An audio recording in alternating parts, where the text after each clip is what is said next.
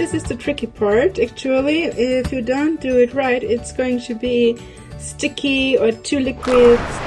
You can choose every color you want for your macarons. I chose today black because it's going to be Halloween soon and I do some preparations.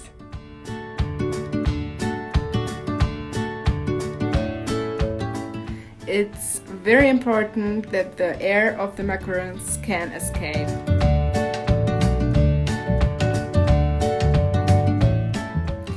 My macarons have to rest for a while till there's a sticky skin on the top of the macarons, and after that, then I can put it into the oven for 15 minutes.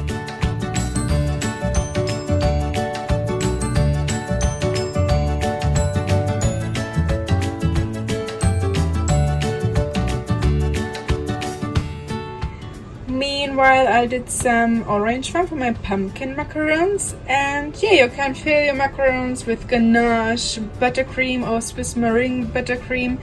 It's on your own.